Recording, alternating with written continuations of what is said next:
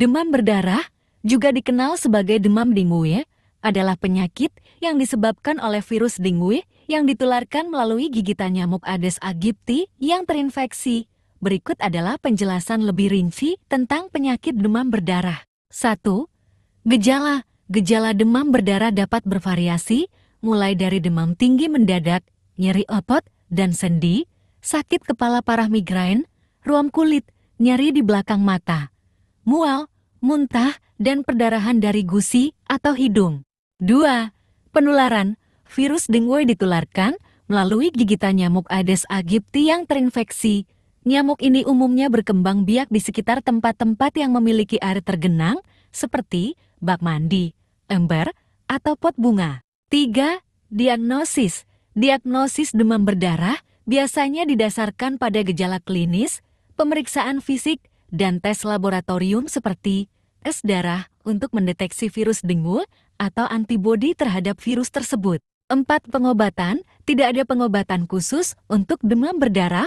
Perawatan biasanya bersifat suportif untuk meredakan gejala, seperti minum banyak cairan, istirahat yang cukup, dan penggunaan obat penurun demam yang aman seperti parasetamol. 5. Pencegahan. Pencegahan demam berdarah melibatkan upaya pemberantasan sarang nyamuk, penggunaan kelambu saat tidur, penggunaan obat anti nyamuk, dan menjaga kebersihan lingkungan untuk mengurangi risiko gigitan nyamuk. 6.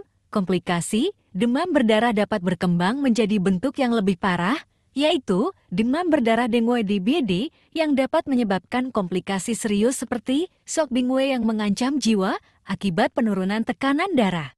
7. Perawatan medis. Jika Anda atau seseorang yang Anda kenal mengalami gejala demam berdarah, penting untuk segera mencari perawatan medis untuk diagnosis yang tepat dan perawatan yang sesuai. Berikut adalah beberapa jenis obat yang dapat digunakan untuk mengobati demam berdarah. 1. Obat penurun demam. Parasetamol adalah obat penurun demam yang aman untuk digunakan pada pasien demam berdarah.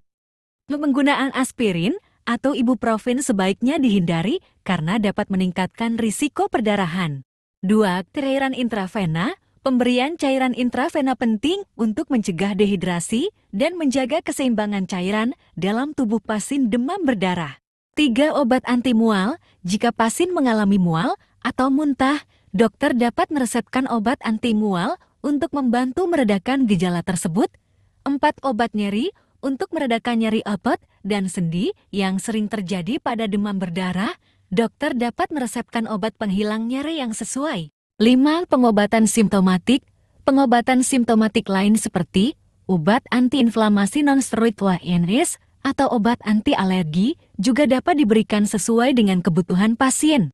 Selain obat-obatan, perawatan medis yang tepat, istirahat yang cukup, dan konsumsi cairan yang adekuat sangat penting dalam pengelolaan demam berdarah.